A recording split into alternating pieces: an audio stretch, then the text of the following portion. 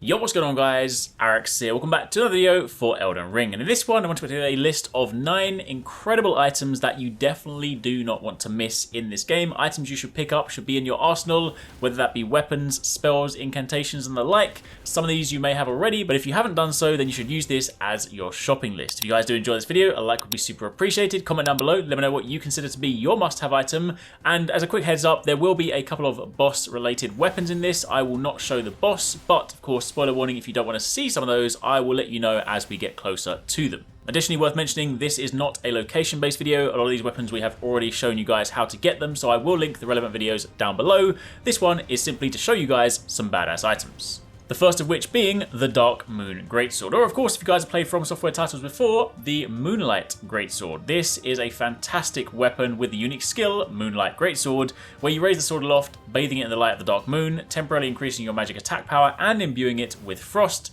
and your charge attacks will release blades of moonlight, looking kind of like something out of Zelda when of course you attack with full health and you get beams out your sword.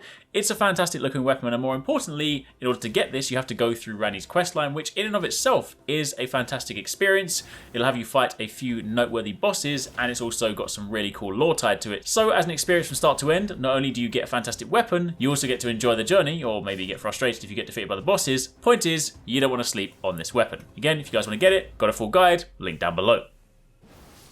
Next on the list, as a quick spoiler warning, this of course is the weapon you can get from the final boss. Again, not going to show the boss, but if you do not want to see it, now will be the time to step away.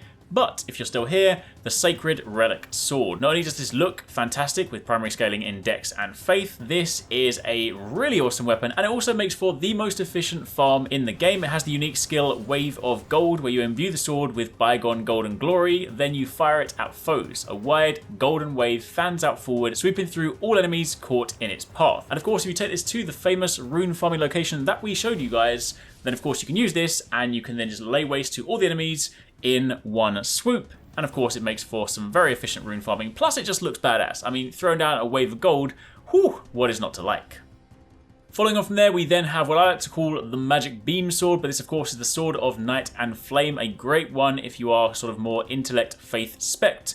This is the sword that fires both the laser beam and the flames. It has the unique skill Night and Flame stance, where of course you hold the sword level and you prepare to cast a sorcery, and if you follow up with a normal attack, you cast the Night Comet. Meanwhile, if you follow up with a strong attack, you sweep forward with a burst of flames. It has some incredible damage potential. You've probably seen a lot of people using this one to just basically lay waste to enemies and bosses, and it's something you can pretty easily pick up early on in the game. Following on from there, another boss-related weapon, this time the Hand of Malenia. Of course, if you have fought her, you will know exactly why this weapon is fantastic, but also probably brings back some very bad memories. I will not talk about the boss fight any further than that. This is a dexterity-focused weapon. It has quite a high requirement of 48 in dex, but it has B scaling, and it has the fantastic and also traumatizing move that is Waterfowl Dance. You perform a series of one-footed leaps in the manner of a waterfowl to unleash a swift yet graceful slashing combo, and if you have repeated inputs, they allow for up to 2 follow-up attacks. This basically allows you to perform the same move that she probably used to kill you many times over, but of course if you are a dex-focused player, and of course you've been speccing heavily into dex, this is a great pick.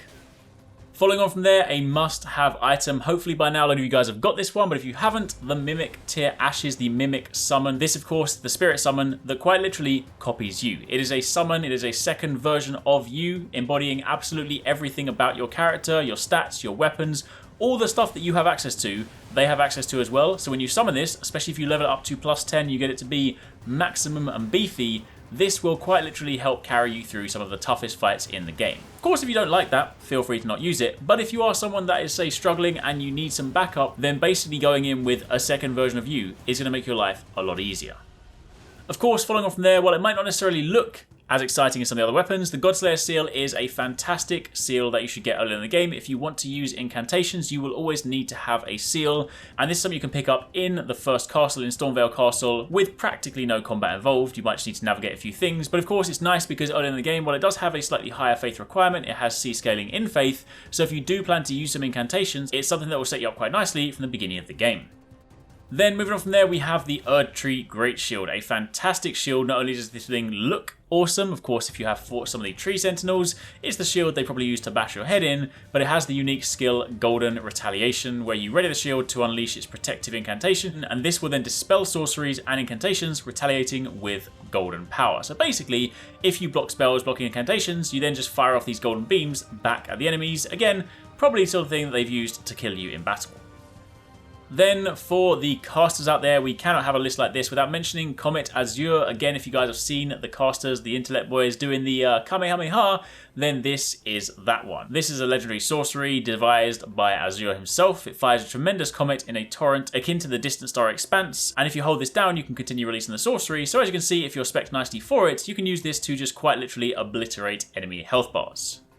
And then finally, to round out this list, we of course have another favourite weapon for a lot of people, which is the Moonveil Katana. Again, we've done a guide on this one, going over everything that you need to know about getting this one, because this is, not only does it look cool, I mean, katanas are just very awesome looking weapons, but this too has the fantastic unique skill Transient Moonblade, where you sheath the blade and then you hold it at your hip, and then when you follow up with either a normal or a strong attack, you will then send out these slashes with waves of light. So this is really nice because, of course, it scales with intellect as well. So for those of you guys that are saying more like magic focused, but you then also want to have a weapon you can lean heavily into, this is a really good pick.